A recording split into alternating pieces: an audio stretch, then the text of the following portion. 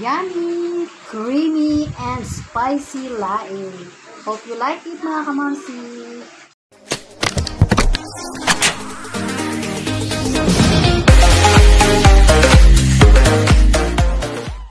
Yes, mga kamamsi, welcome back once again sa ating YouTube channel, Mamsi Gems TV. Mga kamamsi, isa na naman po masarap na recipe ang aking inihanda sa inyo at nawa po ay magustuhan ninyo. Ito po ay simpleng lutong bahay lamang at madali lang po itong sundan. Kaya kung gusto nyo po iluto ito para sa pamilya ninyo, samahan nyo po ako. Ito po ay laing. Paano magluto ng masarap na laing. Ayan, ang laing po ay well known po na recipe ng taga Bicol. Kaya shout out sa mga taga Bicol. Alam ko po masarap ang marami silang masasarap na recipe. At syempre ay laing, ginataang laing. So ipapakita ko po sa inyo ang mga sangkap na dapat po ninyong ihanda para po sa pagluluto.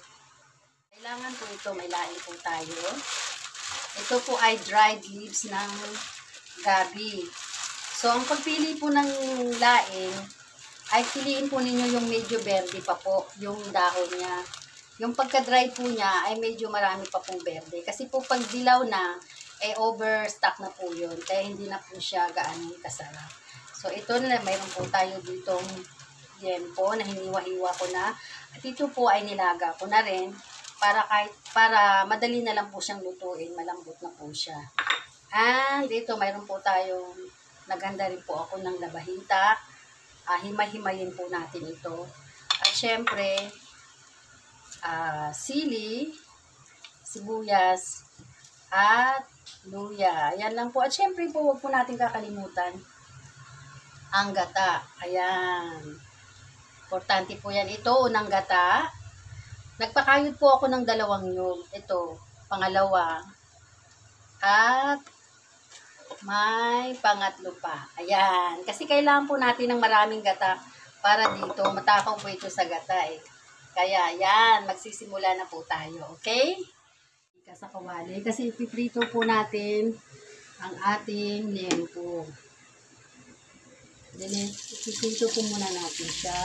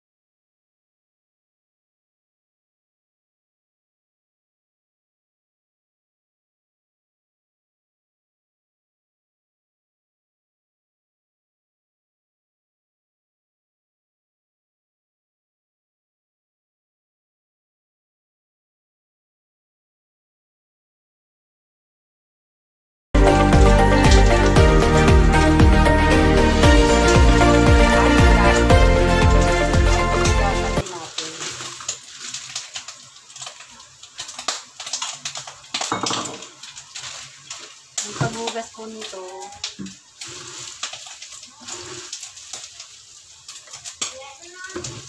gasan po natin siya maigi. Ayan. Verde pa po siya. Ibig sabihin, hindi pa po siya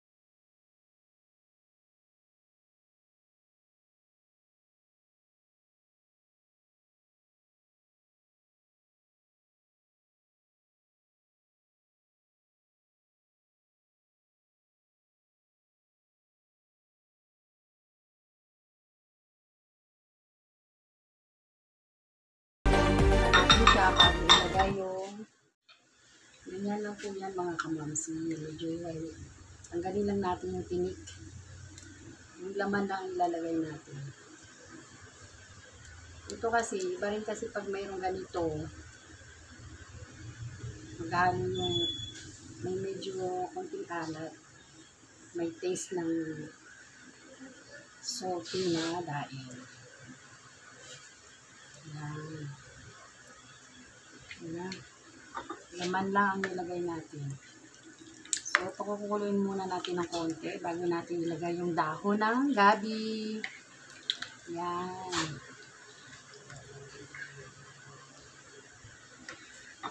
Huwag muna natin lagyan siya ng asin kasi titingnan natin mamaya. Kasi meron tayong nilagay na daing, titingnan natin kung pwede pa natin lagyan ng asin. Mahirap na maglagay kasi baka mamaya umalat. So, tatakpan muna natin siya. Hayaan natin muna siyang kumulo.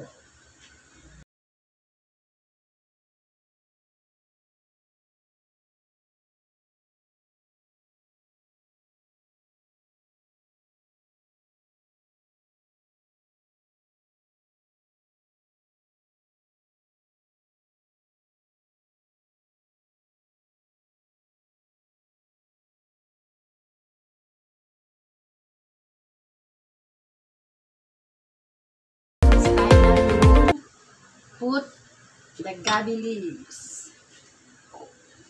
Ito na po siya. Nilugasan na po natin. Kung pagluluto po nitong daing ay hindi po pwedeng halo ka ng halo mga kamamsi ha. Pag nailagay na po natin itong dahon na to, hindi na po natin siya pwedeng haluin. Kasi sabi nila, pag halo ka ng halo nito ay mangangati. So, ayaw natin mangyari na mangati tayo habang kumakain tayo nito, di po ba? So, ganyan lang po siya. Yan. Matakaw po ito sa gata, kaya kailangan natin ng maraming gata.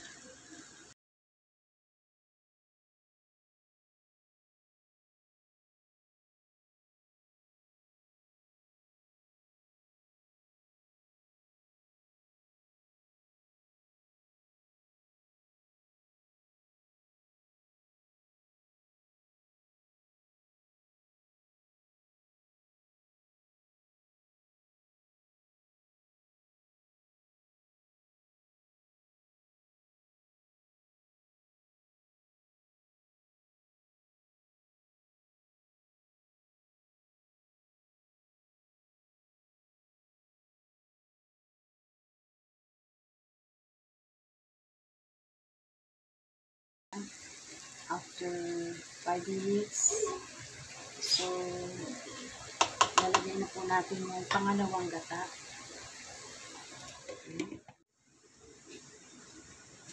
Ito ang pangalawang gata.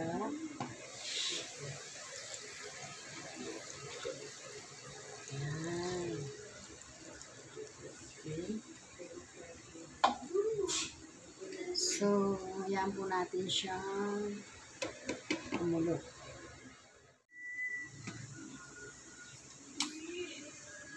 So, habang hinihintay po natin na maluto ang ating daing, magsha-shoutout po muna ako. Shoutout sa lahat po ng aking mga kamag-anak from Luzon, Visayas, at Mindanao. Lalong-lalo na po sa mga taga Mindanao, gusto ko pong i-shoutout ang aking biyenan, na lagi po daw silang nanonood ng aking mga videos. Mamang, hello! Sana mapanood mo itong aking laing edition. Okay? Pagbalik mo po dito sa Manila, pagluluto ko po kayo nito. Kumakain po ba kayo nito? Yun. At saka yung aking mga kamag-anak dyan sa Iloilo, yan. Sana manood kayo ng aking mga videos. Alam nyo po, madami kayong mga kamag-anak ko. Kung kayo lang po ay nanonood, ay naku, abot na abot ko na po siguro ang 4,000 watts hour. Yun. Shoutout din sa lahat ng mga small YouTubers na kagaya ko na sumusuporta din sa akin. Salamat sa inyong pagsuporta.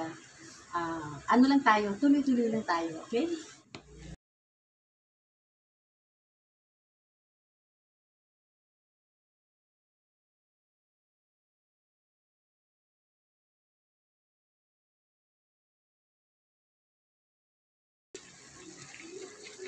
Masarap po kasi dito yung lutong-luto talaga yung dahon. Yan. Konting ano lang, konting halo lang kasi kailangan din naman natin i-ano yung din sa iba.